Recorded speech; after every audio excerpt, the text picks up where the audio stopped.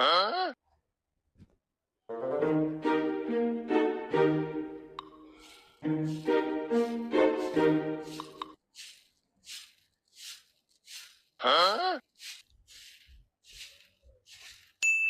ਮੇਰੀ ਗੱਲ ਸੁਣ।